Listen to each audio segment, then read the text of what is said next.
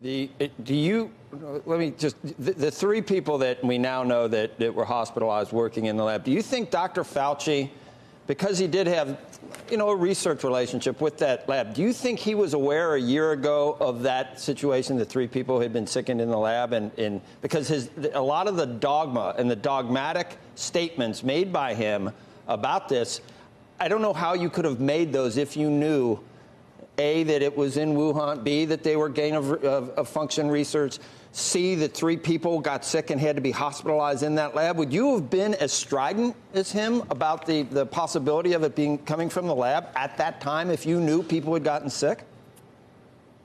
Well, I don't know when Tony might have known those facts. He obviously has a security clearance and gets briefed. I'm not sure that what happened in November was known in November. Some of this information may have been accrued on a look back. Look, Tony was getting briefed. Dr. Fauci was getting briefed by a lot of the folks in the scientific community who were virologists looking at the sequence. And they didn't make a bad judgment. They're not wrong.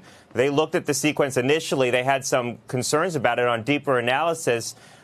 They thought that the genetic diversity that they saw in this sequence could have been derived from nature. There was nothing highly unusual about it. There's things that raise a lot of questions, like the furin cleavage site and other features in this virus.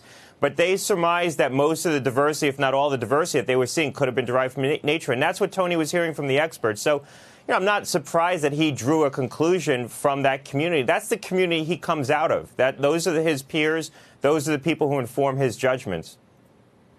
I mean, I even saw him respond to a question, and the question was about whether the virus could have escaped inadvertently by accident from the lab. And he answered the question with saying, to imply that this was a bioweapon released on purpose. He shifted the argument to a straw man that everyone would agree with to not answer the obvious question about, why the agencies that are there for the sole reason of trying to protect us the next time almost buried this story and I don't know why. And I'm still trying to figure out why. Well, the WHO, I understand, maybe, but even people here in this country, you've seen some of the emails. Don't open the can of worms. You saw that one, right? Right. Well, I would challenge your statement that NIAID is an agency that's designed to protect us from the next pandemic. They're designed to do research that will provide countermeasures that will help protect us. And someone needed to get. I think it's very important that we know how our intelligence agencies. Right. I mean, how many people we need to get?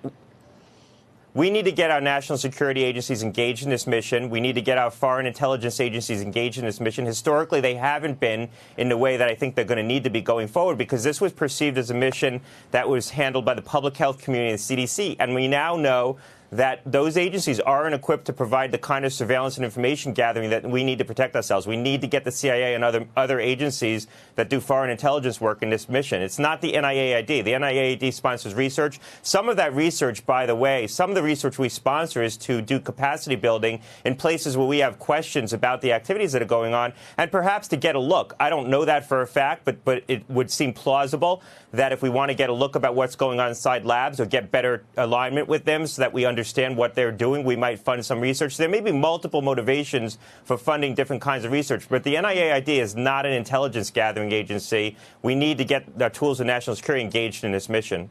What you're saying, getting our intelligence agencies involved in this, mirrors what we've heard from the Biden administration and getting our intelligence agencies involved with what's happening with these cyber attacks and these ransomware. Are we equipped for that? Just as somebody in government, have we spent enough on the intelligence agencies making sure that they're going to be up to the tasks and the additional tasks that we're now asking of them? Well, look, the threat's changing. The threat landscape's changing. And historically, this isn't a consequence of the fact that the intelligence agencies weren't interested in the public health mission. Historically, the public health community oftentimes fought to keep the intelligence agencies out of their work. They were worried that every person with a white coat would be perceived to be a spy. So we need to change that ethos. Shepard Smith here. Thanks for watching CNBC on YouTube.